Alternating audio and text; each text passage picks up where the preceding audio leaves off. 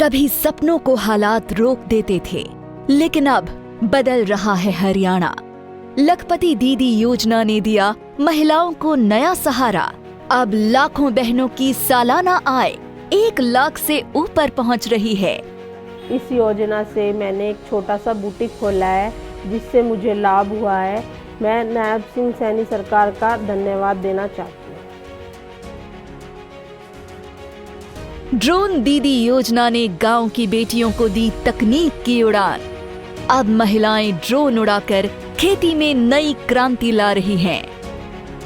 लाड़ो लक्ष्मी योजना ने बेटियों का भविष्य बनाया सुरक्षित।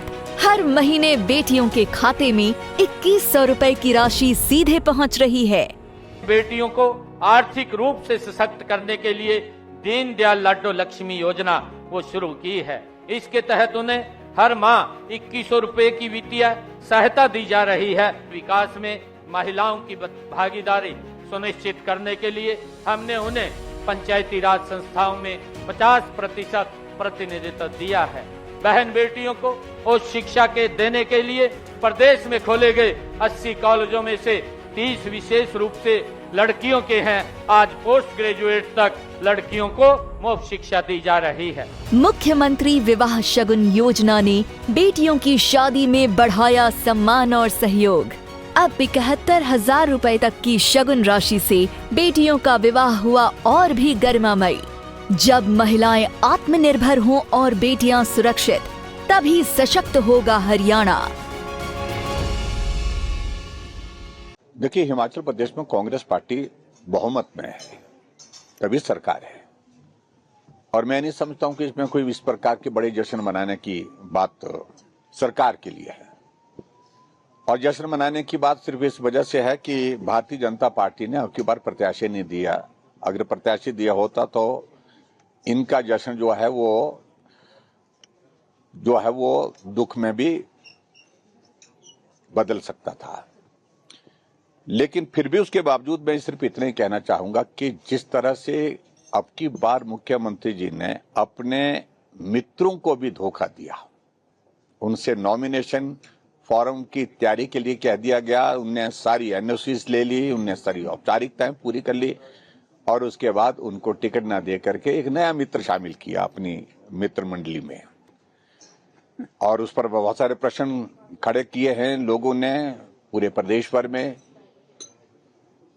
कांग्रेस कह रही है कि साधारण कार्यकर्ता को टिकट दिया गया, लेकिन अब कांग्रेस में ये बहस छिड़ गई है। तो अगर जिस आदमी की अचल संपत्ति और चल संपत्ति 23 करोड़ रुपए से भी ज्यादा की है और कई करोड़ों का उसके पास अभी तक भी कारोबार ठेके का है, अगर वही डेफिनेशन साधारण कार्यकर्ता की है तो हम सबको जो पद मिले हैं उनको वापिस ले लो, हमें भी साधारण कार्यकर्ता बनने दीजिए। तो ये अपने आप में एक बहुत बड़ी कंट्रोवर्सी है। बहुत सारे प्रश्न खड़े हुए हैं कांग्रेस के इस सारे वर्तमान राज्यसभा की सीट की वजह से। सीनियर लीडर कांग्रेस के जो आनंद शर्मा भी नाराज होकर यहाँ से गए। देखिए, आनंद शर्मा जी का एक लंबा राजनीतिक कैरियर रहा है और उनका स्वाभाविक रूप से एक्सपेक्टेशन, उनकी उम्मीद इसलिए भी ज्यादा थी। एक तो लंबे समय से केंद्र की राजनीति में है और दूसरी बात, सुक्खू जी को यहां इस सुख सुविधा तक पहुंचाने के लिए, मुख्यमंत्री के पद पर पहुंचाने के लिए उनका एक बहुत बड़ा योगदान रहा है।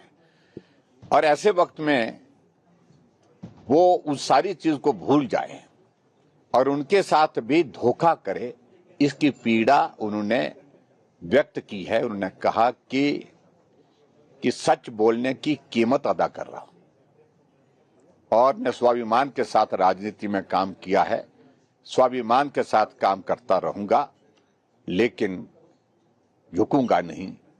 इसका संदेश क्या है कि कांग्रेस के अंदर किस प्रकार की लड़ाई चल रही है, किस प्रकार की परिस्थिति है, बड़ी स्पष्ट हुई है। आपने सिर्फ भ्रष्टाचार की बात की और लॉ एंड ऑर्डर की बात की, सरकार भ्रष्टाचार में। देखिए, भ्रष्टाचार का आजकल बहुत ताजा एक उदाहरण बना है कि एक जंगल काट दिया गया, 25 पेड़ काटने की परमिशन थी और मेरे हिसाब से 25 पेड़ काटने की परमिशन भी डीएफओ दे नहीं सकता है, कि जो नोटिफिकेशन हुआ है उस नोटिफिकेशन के अनुसार जो है वो 3 पेड़ निजी भूमि से काटने की अनुमति मिल सकती है, लेकिन 25 पेड़ की जगह पेड़ काट दिए 300 से ज्यादा। और मुख्यमंत्री जी बयान दे रहे हैं कि जहां आदमी जा नहीं सकता, वहां चलने का रास्ता नहीं, वहां अवैध कटान कैसे हो सकता है।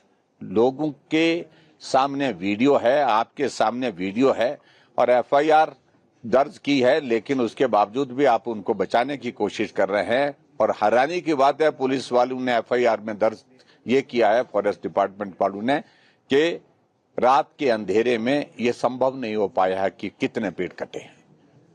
स्वाभाविक रूप से, क्योंकि वो व्यक्ति एक कांग्रेस के नेता का बहुत नजदीक का आदमी है, निजी आदमी है, खास आदमी है, उसको संरक्षण देने की कोशिश कर रहे हैं। और मैं समझता हूं कि ये भ्रष्टाचार का एक बहुत बड़ा उदाहरण है। एक और इसी तरह का उदाहरण पहले भी लकड़ी काटने का जो हाईकोर्ट में चल रहा है उसके बारे में थोड़ा सा जिक्र किया है, लेकिन वो भी है पेखुवेला का प्रोजेक्ट जो है, उसमें लगभग सैकड़ों करोड़ रुपए का जो है वो घपला दिखता है प्रेमसाई, क्योंकि वो प्रोजेक्ट आज की तारीख में जमीन पर ही नहीं है, लेकिन पैसा खर्च कर दिया गया है। तो वो भी एक प्रश्न खड़ा होता है। अलग अलग जो डिपार्टमेंट में जो सप्लाईज हो रही है उसमें हिस्से के बिना कोई काम होता नहीं है। हर जगह के लिए आदमी तय किया है, 118 कौन देगा, उसका क्या हिसाब किताब होगा, उसका जो है वो उसको 118 दिलाने में कौन कौन लोग उसमें शामिल होंगे, तो उन सारी चीज को लेकर के वो चल रहा है। कबाड़ का धंधा, उसमें आदमी तय किए हैं। इंडस्ट्रियल सेक्टर में जिस प्रकार से हालात बने हैं, इंडस्ट्री छोड़ करके जा रही है, उसकी वजह क्या है। तो बहुत सारी चीजों को लेकर के भ्रष्टाचार की तो सारी सीमाएं लांघ दी गई है हिमाचल प्रदेश में। और मंत्री एक नहीं, अनेकों मंत्री, अनेकों अधिकारी आकंठ भ्रष्टाचार में डूबे हैं। सर, महिलाओं के लिए कल तोहफा दिया है मुख्यमंत्री जी ने, किस तरह देखते हैं आप रिजर्वेशन? एक तरह का उनने फिर से उनका जो है वो परिहास किया है मातृशक्ति का, और उस दिन किया है जिस दिन अंतर्राष्ट्रीय महिला दिवस था पिछले कल, जो कहा कि आपको 25% आरक्षण देंगे और जो हमारी क्लास 3 की जो हमारी जो पोस्टें रहती हैं उसमें।